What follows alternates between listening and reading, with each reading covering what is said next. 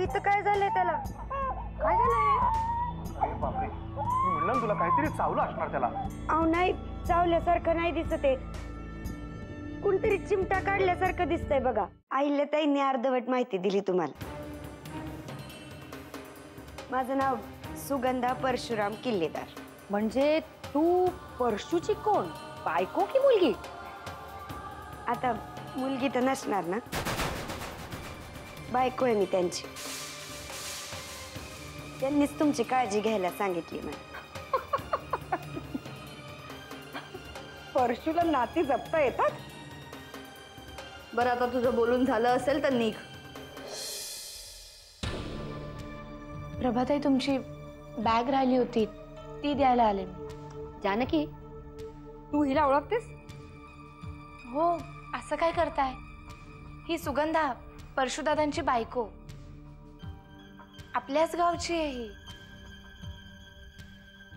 हो प्रभाताई, अहो दोघी एकाच गावच्या आहेत ना, त्यामुळे मोलकर्ण म्हणून या घरात आल्या, घरातल्या पुरुषांवर डोळा ठेवला आणि सून झाल्या या घरच्या. जानकी बद्दल मला माहिती होतं, पण हिच्याबद्दल काहीच माहिती नव्हतं. अहो लग्नाआधीची लफडी निस्तरता निस्तरता झाली या घरची सून. अहिल्याताई, माफ करा मला, पण सुगंधा आता या घरची सून आहे. त्यामुळे बाहेरच्या माणसांसमोर बोलताना त्यांची किंमत ठेवा.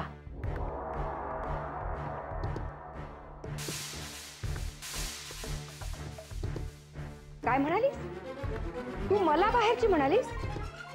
तुझ्या आधी 50 वर्ष घराशी माझा संबंध आहे आणि तू मला बाहेरची म्हणतेस?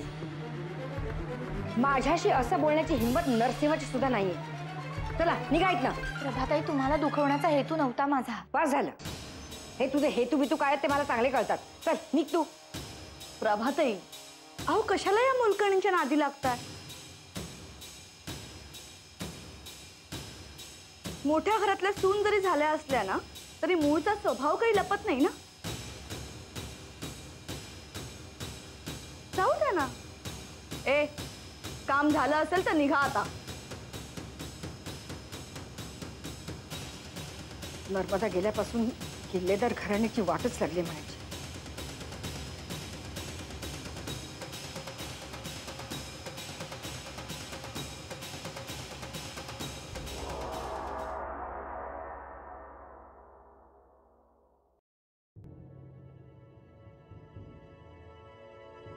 जानकी,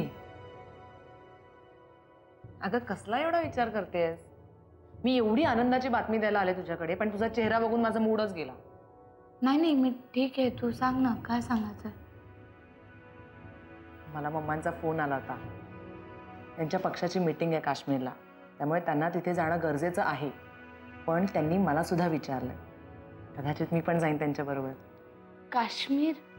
काश्मीर म्हणजे तिकडे बर्फ पडतो ना? आत्ता पण पडत असेल? जानकी, काय लहान मुलासारखं विचारतेस? आणि बर्फ पडल्याचं एवढं काय कौतुक? तुला नाही कळणार अमृता, पण माझ्यासाठी ना ही सगळी स्वप्नच आहेत. उसळलेला समुद्र, बर्फाचे डोंगर हे मी फक्त पुस्तकात वाचलंय. खरं सांगतेस तू? तुला आणि बाबांना ना हनीमूनसाठी तिकडे पाठवायला पाहिजे. आणि हो, माऊला पण घेऊन जा. कदाचित ना तुम्ही जगातलं पहिलं असं जोडपं असाल जे हनीमूनला बाळाला घेऊन जाईल. अमृता, बरं ते जाऊ दे. मला सांग, परत कधी येणार आहे? अगं मला खूप दिवस लागतील, कारण मीटिंग आटपली ना की मग तिथून आम्ही अमेरिकेला जाणार आहोत आणि मस्तपैकी 1-2 आठवडे राहून मग येणार आहोत. 1-2 आठवडे? एवढे दिवस कसे काढू तुझ्याशिवाय? पण जाऊ दे, तू मजा करून ये. तू बोल, तुझ्यासाठी काय आणू तिकडनं? Perfume, lipstick, nail paint, makeup kit? Amruta, यातलं काहीतरी मी वापरते का? आणि आता तर माऊ झाल्यापासून व्याप इतके वाढलेत की आरशात बघायला सुद्धा वेळ मिळत नाही. ठीक आहे, एक काम करूया मग, मी तुझ्यासाठी ना चॉकलेट्स आणते. तिकडे सॉलिड चॉकलेट्स मिळतात. माझ्यासाठी काही आणलं नाहीस तरी चालेल. तू सुखरूप परत ये म्हणजे बास. जानकी, अगं मी इतका वेळ बोलतेय तुझ्याशी, पण तुझ्या चेहऱ्यावर जराही आनंद झाल्याचं दिसत नाहीये. कसली काळजी करतेस एवढी? काळजी करण्यासारखं काही नाही ग, पण प्रभाताई आल्या आहेत ना. अच्छा, म्हणून तुझा चेहरा पडलाय.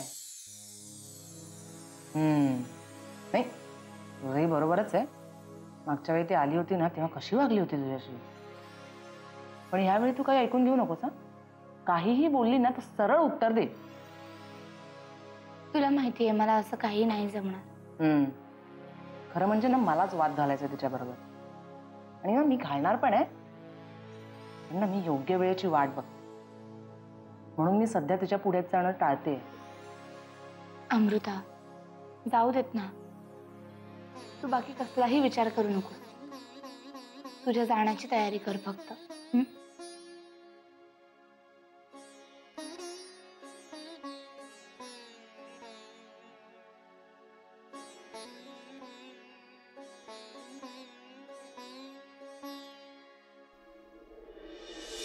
प्रभाती, तुला काही खरंच आणू का?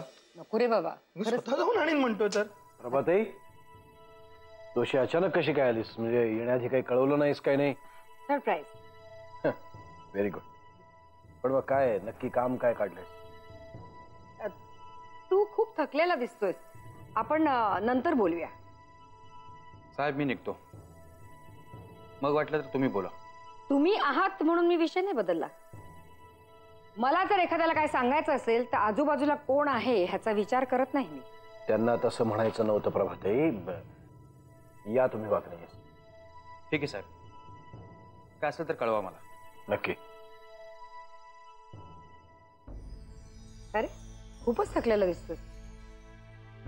काय करणार प्रभाताई, काम करणारी माणसं आहोत आम्ही. थकणारच ना. आमचं एवढं कुठे नशीब, घरात बसून जे हवं ते सगळं मिळतंय आम्हाला. तुला नक्की काय म्हणायचंय? मी जे बोलतोय तेच मला म्हणायचंय प्रभाताई. तुझ्याच सारखा माझाही स्वभाव आहे. बोलायचं असलं ते सरळ बोलून टाकतो. आजूबाजूला कोण आहे याचा विचार मीही करत नाही. खरं तर मला तुझ्याशी एका महत्वाच्या विषयावर बोलायचं. बोल ना, काय बोलायचं ते. पण आता नको. आता तू खूप थकलेला दिसतोयस, तेव्हा पुन्हा केव्हा तरी आपण बोलूया. ठीक आहे, पण खरंच काही अर्जंट असलं तर आत्ताही बोलू शकतो मी. तू खरंच त्या मनस्थितीत आहेस ऐकण्याच्या? मनापासून सांगू, नाही. येतो मी.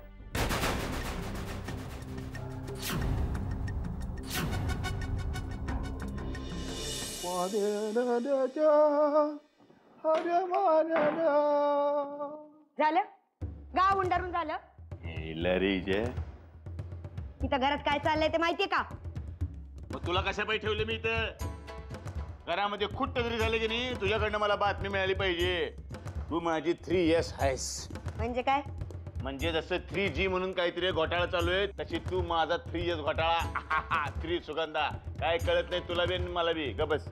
अहो मग बोलताय कशाला? तुमची ही सगळी कामं करताना मला घरात किती अपमान सहन करायला लागतोय कळतंय का तुम्हाला? आता मोठा मोठाले फायदे हवे असतील तर छोटा छोटाले अपमान सहन करावेच लागतात माणसाला. करतच होते इतके दिवस. या घरातल्या सगळ्या माणसांचे अपमान सहन करतच होते मी. अहो पण आता ती कोण बाया आली आहे ना घरात, तिचं काय? समोर दिसले की तोंडाचा पट्टा सोडते बाई. कोण आले कोण घरामध्ये? आणि त्याची एवढी हिंमत, परशुराम किल्लेदारच्या पट्टराणीला म्हणजे सुगंधा किल्लेदारला अपमानित करायची हिंमत झाली त्याची. मायला कोण ऐकवतो? प्रभाताई का कोण आल्यात त्या? ही आणि कशी काय आली? तुला सांगतो सुगंधी, म्हणजे पूर्वी की नाही या प्रभाताईचं ना आमचं चांगलं घट्ट नातं होतं. दादाने मोलकरने शिल्लगीन केलं की नाही, तेव्हापासून सगळं बिघडलं ग. काही असेल ना तरी त्या बाईला जाऊन सांगा, मला सारखं मोल करीन म्हणू नको म्हणा. मालकीन आहे मी घरची. मग काय प्रश्नच नाही. मालकीन म्हणजे मालकीनच आहेस तू. कोणाची हिंमत आहे असं बोलायची? आता याच आवाजात जाऊन ठणकावून सांगा त्या अहिल्याताईंना आणि प्रभाताईंना. मी सांगू? मग कोण सांगणार? मी कसले सांगताय म्हणा. हिंमत आहे का तुमच्यात? या हिंमत बिंमत बोलायचं नाही, शहाणपणा करायचा नाही जास्त. मला एक प्रश्न पडलेला आहे, ही प्रभात इथं आलीच कशा पायी? माझा अपमान करायला, दुसरं काय? आलीये तर आलीये, ही बया काहीतरी रामायण करणार हे नक्की.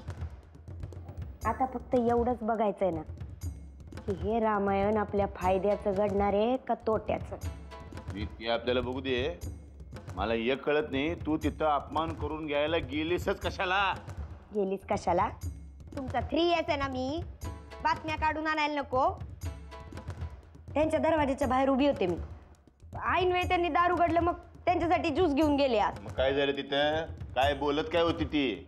वामन दादांना त्या बँकेचं चेअरमन पद मिळवून देण्यासाठी आल्यात त्या खास.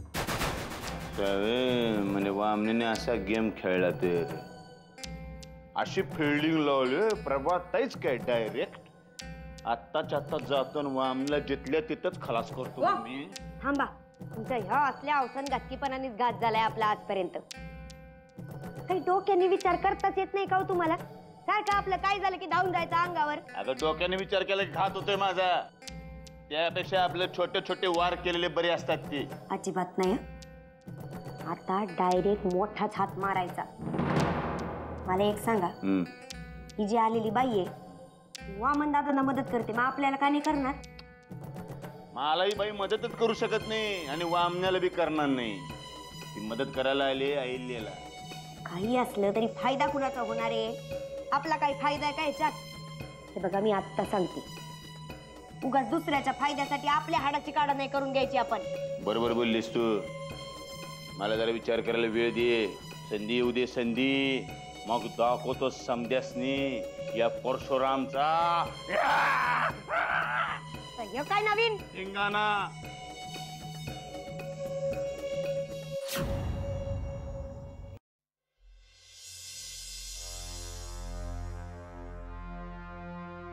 ताई, मी बाळाला चिमटा नव्हता काढला. तुझी शपथ. कोणी काही म्हणो, पण तुझा विश्वास आहे ना माझ्यावर? कन्या, अरे माझा तुझ्यावर पूर्ण विश्वास आहे, म्हणून तर मी तुझी बाजू घेऊन सगळ्यांशी भांडले ना. पण वामन दादा असे का वागतायत? त्यांनी सरळ सरळ येऊन माझ्यावर आरोपच केला की तूच बाळाला चिमटा काढलास म्हणून. रडू नकोस. आणि वामन दादांचा काहीतरी गैरसमज झाला असेल. वामन दादा उगीच आपल्यावर ओरडतात का? पण तसं काही राहिलेलं नाहीये आता. तूच बघितलंस ना ते किती ओरडत होते माझ्यावर. हो गण्या, पण मला सांग, वामन दादांशिवाय या घरामध्ये आपलं कोण आहे? आपल्या सुरुवातीच्या काळामध्ये त्यांनीच आपल्याला सगळी मदत केली होती ना. मागच्या वेळी जे मी तुला सांगितलं होतं तेच तू मला सांगतेस. पण महत्वाचा मुद्दा काय आहे? वामन दादा असे का वागतायत? मी बाळाला नव्हता काढला होता चिमटा. माहितीये मला गण्या.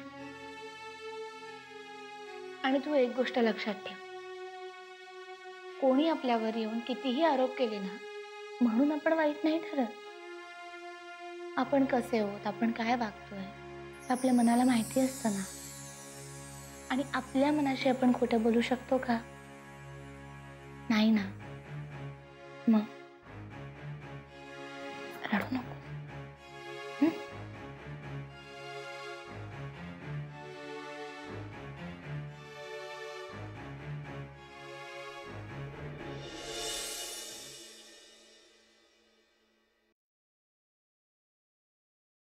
काय झालं देवी? जानकीने आले मला सांगितलं की तू मला बोलवलंयस, काही महत्वाचं काम आहे. सगळं ठीक आहे ना? अरे सगळं ठीक असतं तर असे अस्वस्थपणे फेऱ्या मारत राहिले असते का मी? काय झालंय आतेबाई? नरसिंह, आपल्या घरातल्या संकटाची पहिली चाहूल कुणाला लागते? भवानी माईला. पण तिचा काय संबंध आहे? आपण कुठे तिला भेटायला गेलो होतो? आणि मी तर ठरवूनच टाकलंय, यापुढे तिला भेटायचंच नाही. अरे आपण कितीही तिच्यापासून लांब राहायचा प्रयत्न केला तरी ती आपल्यापासून लांब गेली पाहिजे ना. म्हणजे आतेबाई काय बोलायचंय ते बोलून टाक स्पष्ट. भवानी माई माझ्या स्वप्नात आली होती. आजपर्यंत कधी बोलली नाही, इतकं विचित्र बोलून गेली ती. कोणाबद्दल? काय म्हणाली ती? म्हणाली एक चाललीये अंधारातून प्रकाशाकडे आणि दुसरी चाललीये प्रकाशाकडून अंधाराकडे. कोणाला उद्देशून असावं हे? मला तरी वाटतंय जानकीच्याच आयुष्यात काहीतरी वादळ येणार. कारण एक चाललीये अंधारातून प्रकाशाकडे म्हणजे अहिल्या. तिला आता आई पण मिळालंय, याहून दुसरा प्रकाश कुठला असणार? आणि एक चाललीये प्रकाशाकडून अंधाराकडे म्हणजे म्हणजे नक्कीच जानकी असणार. आणि प्रकाशाकडून अंधाराकडे चालली? अरे याचा अर्थ सरळ आहे, याचा रोग सरळ जानकीवरच आहे. कारण आता तर तिच्या आयुष्यात प्रकाशच प्रकाश आहे ना. आतेबाई, हे बघ, तू नको जास्त विचार करूस. आणि एवढा त्रास होतच असेल ना, तर आपण जाऊन येऊ एकदा रमावतीला. कुठे भेटणार तिला? कुठे म्हणजे? तिच्या नेहमीच्या डोंगरावर. डोंगरावर नाहीये ती. वाकनिसांनी पाहिलंय, सगळा डोंगर पालथा घातलाय त्यांनी, तिचा पत्ताच नाहीये कुठे. आतेबाई, असं कसं शक्य आहे? जाऊन जाऊन जाईल कुठे ती? अरे मलाही हाच प्रश्न पडलाय. अचानक अशी स्वप्नात येऊन गायब कुठे झाली ही? मला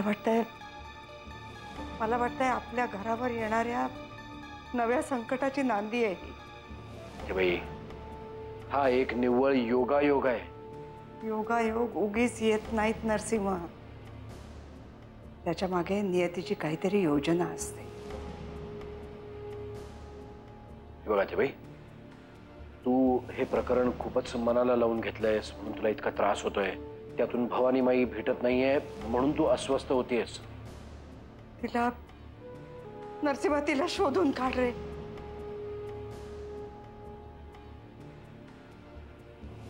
नाही तर आपल्या घरावर संकट येणार एवढं नक्की.